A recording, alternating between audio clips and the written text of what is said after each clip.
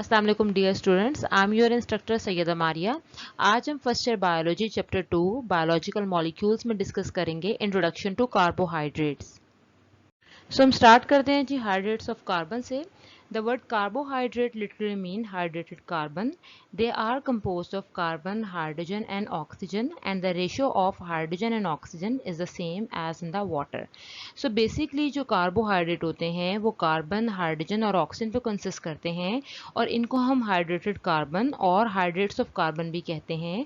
और इसकी वजह क्या होती है, क्योंकि कार्बन के साथ बेसिकली वाटर का मॉलिक्यूल प्रेजेंट होता है और यहाँ पर वाटर के मॉलिक्यूल प्रेजेंट होने का मतलब ये है कि कार्बोहाइड्रेट के अंदर हाइड्रोजन और ऑक्सीजन के दरमियान वही रेशो होगी जो वाटर के अंदर प्रेजेंट होती है।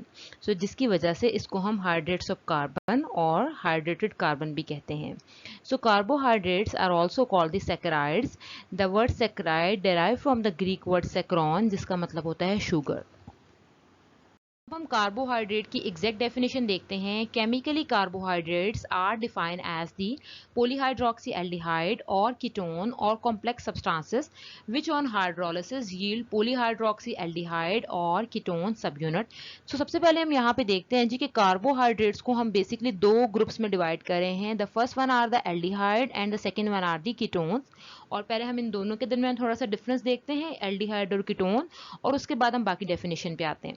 सो बेसिकली अगर हम यहाँ पे हमें जैसे स्ट्रक्चर दिखाई दे रहा है एल्डिहाइड और कीटोन के बारे में, तो हम देख सकते हैं जी कि एल्डिहाइड और कीटोन दोनों बेसिकली जो है ये ऑर्गेनिक कंपाउंड हैं जिनको हम फंक्शनल ग्रुप भी कहते हैं। और एल्डिहाइड और कीटोन में जो बेसिक सिमिलैरिटी है वो ये है कि दोनों में कार्बोनिल ग्रुप प्रेजेंट होता है। अब कार्बोनिल ग्रुप जैसे हमें स्ट्रक्चर में भी दिखाई दे रहा है जिसमें कार्बन के साथ जो है ऑक्सीजन डबल बॉन्डेडली अटैच होता है। सो एल्डिहाइड और कीटोन में डिफरेंस क्या होगा? एल्डिहाइड ने बेसिकली कार्बोनिल ग्रुप की कार्बन के साथ जो है हाइड्रोजन अटैच होता है और साथ में एक अल्काइल ग्रुप भी अटैच होता है।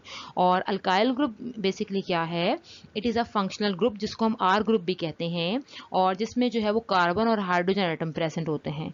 सेम जब हम बात करते हैं जी कीटोन की, तो कीटोन में भी एक कार्बोनिल ग्रुप प्रेजेंट है और कार्बोनिल ग्रुप के साथ जो है दो अल्काइल ग्रुप जो है वो अटैच हैं। जैसे मैंने आपको बताया कि अल्काइल ग्रुप जो है जिसके अंदर कार्बन और हाइड्रोजन एटम प्रेजेंट होते हैं।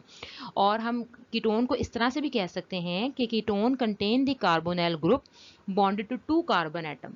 और ऐसे ही हम एल्डिहाइड को भी बता सकते हैं कि एल्डिहाइड में जो कार्बोनिल ग्रुप है वो उसमें जो कार्बन है वो अटैच होती है जी हाइड्रोजन के साथ और साथ में वो अटैच होती है कार्बन के साथ। और अब हम आते हैं जी डेफिनेशन पे। सो बेसिकली जैसे हम डेफिनेशन देखते हैं कि जिसमें carbohydrates basically they are the polyhydroxy aldehyde or ketones. यानी पोलीहाइड्रोक्सी का मतलब क्या होगा, जिसमें मैनी हाइड्रोक्सिल ग्रुप होते हैं, यानी OH ग्रुप को हम हाइड्रोक्सिल ग्रुप भी कहते हैं। सो हम यहाँ पे ये बात करेंगे कि कार्बोहाइड्रेट में जितनी भी कार्बन एटम्स होती हैं उसमें तमाम कार्बन एटम में सिवाय एक कार्बन के बाकी तमाम जो कार्बन एटम होते हैं उसमें हाइड्रोक्सिल ग्रुप लगा होता है। और जो एक रिमेनिंग कार्बन होती है उसमें या तो एल्डिहाइड ग्रुप लगा होता है या फिर कीटोन ग्रुप लगा होता है। अगर ऐसी कार्बोहाइड्रेट जिसमें एल्डिहाइड ग्रुप लगा होगा इसको हम एल्डो शुगर कहते हैं। और ऐसी कार्बोहाइड्रेट जिसमें जो है वो कीटो ग्रुप लगा होगा उसको हम कीटो शुगर कहेंगे। और इसको हम और भी डिटेल में स्टडी करेंगे जब हम मोनोसैकराइड का टॉपिक डिस्कस करेंगे।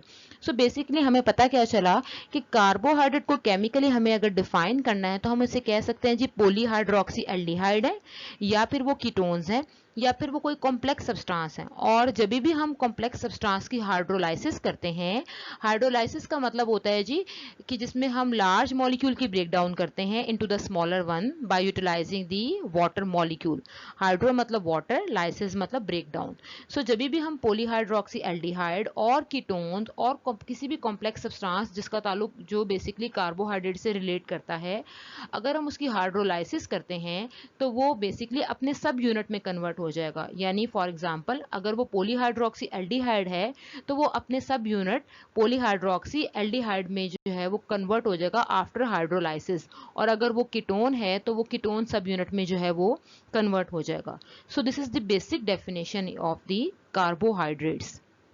सो यहाँ पे हम एग्जांपल देखते हैं जी दो ट्रायोसिस की, और ट्रायोसिस का मतलब होता है जी 3 कार्बन वाली कार्बोहाइड्रेट, और 3 कार्बन वाली कार्बोहाइड्रेट को हम मोनोसैकेराइड भी कहते हैं, जिसको हम डिटेल में डिस्कस करेंगे इन दी क्लासिफिकेशन ऑफ दी कार्बोहाइड्रेट्स।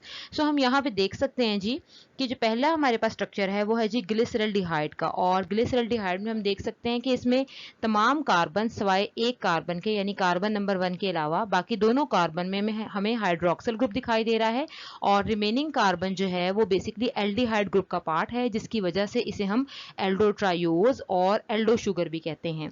और दूसरा जो हम देख सकते हैं ट्रायोज, जिसका नाम है जी डाई हाइड्रोक्सी एसीटोन, इसमें भी हम देख सकते हैं कि इसमें भी इसके तमाम कार्बन सिवाय एक के, जो बाकी कार्बन है एक के अलावा, उसमें हाइड्रोक्सिल ग्रुप लगा हुआ है, और जो कार्बन नंबर 2 है इसमें हमें जो है वो कीटो ग्रुप दिखाई दे रहा है। सो हम कह सकते हैं कि कीटोनिक फॉर्म में भी जब कार्बोहाइड्रेट होती है तो उसमें भी एक कार्बन के अलावा बाकी तमाम पे जो है वो हाइड्रोक्सिल ग्रुप लगा होगा। So this is the simplest example of the carbohydrate. अब हम डिस्कस करते हैं जी कार्बोहाइड्रेट का जनरल फार्मूला। सो कार्बोहाइड्रेट का जनरल फार्मूला होता है जी CxH2O where x is the whole number which is 3 to many thousand and y may be the same or different whole number. So यहाँ पर जो x और y हैं जो कि होल नंबर हैं, जो कि स्टार्ट होते हैं फ्रॉम 3 to many thousand, यानी हमारे पास जो सबसे सिंपलेस्ट कार्बोहाइड्रेट है वो ट्रायोज है, यानी उसमें 3 कार्बन एटम हमें दिखाई देते हैं। लेकिन यहाँ पर जो हमें एक बहुत इंपॉर्टेंट बात याद रखनी है कि x और y जो है इन दोनों का नंबर सेम भी हो सकता है और डिफरेंट भी हो सकता है। जैसे हम एग्जांपल में देखते हैं कि इन दोनों का नंबर सेम कब हो सकता है, इन केस ऑफ द मोनोसैकेराइड।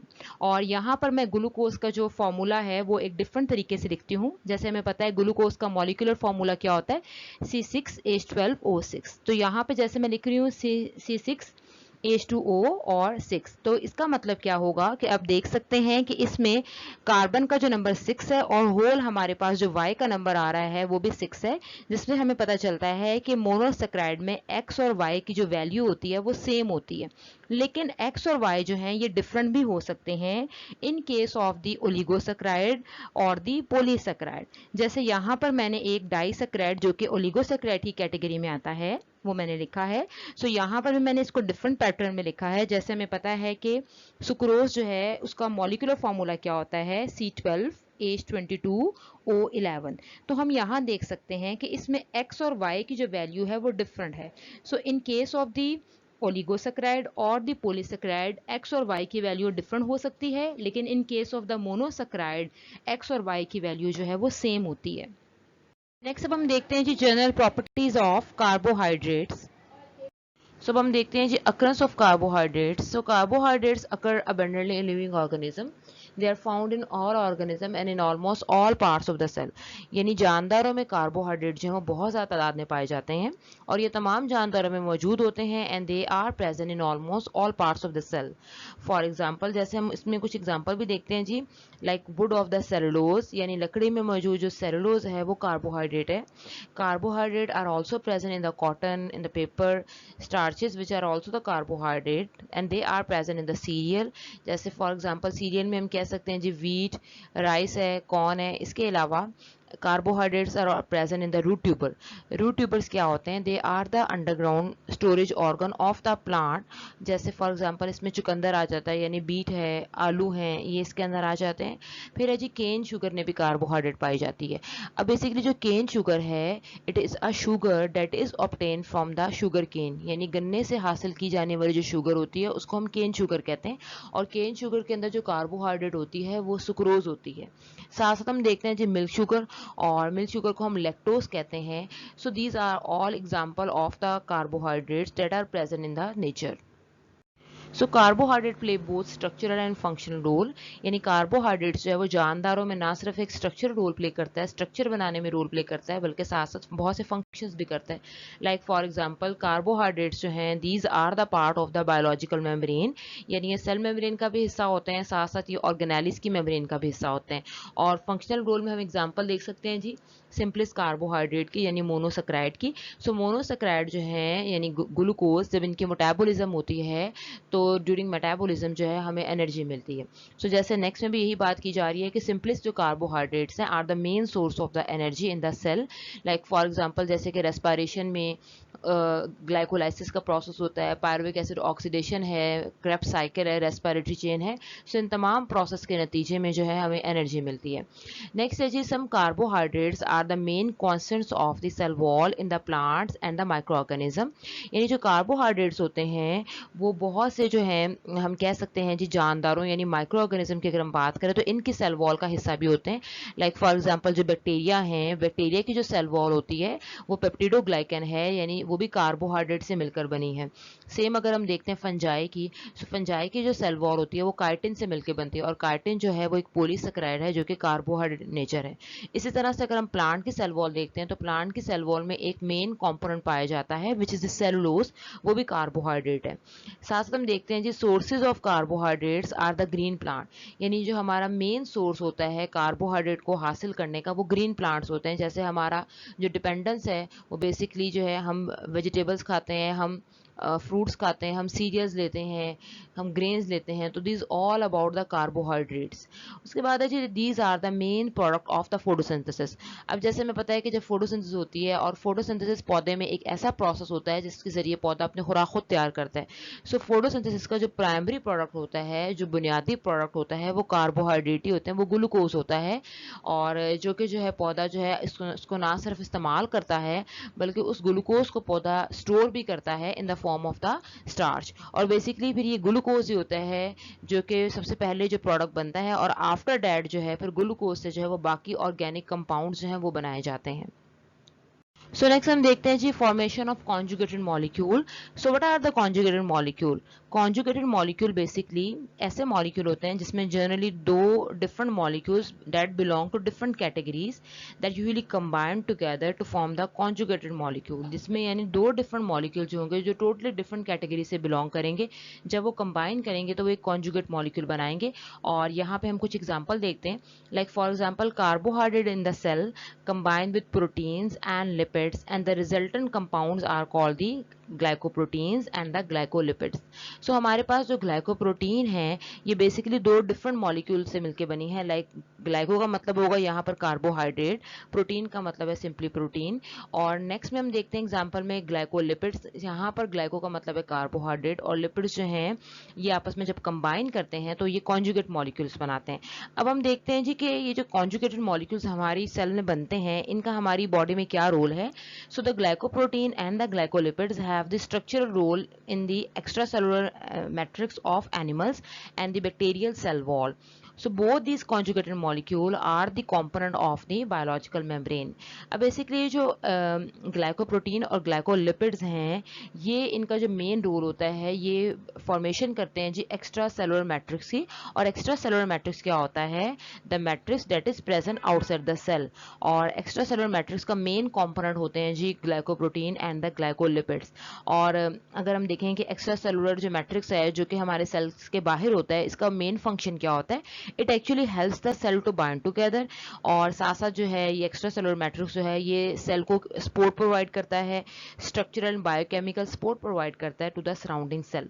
और साथ साथ जो है ये कॉन्जुगेटेड मॉलिक्यूल्स जो हैं ये बैक्टीरिया की सेल वॉल में भी मौजूद होते हैं। इसके अलावा इन कॉन्जुगेटेड मॉलिक्यूल्स का रोल होता है जी बायोलॉजिकल मेम्ब्रेन में, यानी सेल मेम्ब्रेन बनाने में इनका रोल है। साथ साथ जो है ये ऑर्गेनेल्स की मेम्ब्रेन भी बनाते हैं जिनको हम कलेक्टिवली बायोलॉजिकल मेम्ब्रेन कहते हैं। यहाँ पर हम एक डायग्राम देख सकते हैं जिसमें हमें दो तरह के मैट्रिक्स दिखाई दे रहे हैं।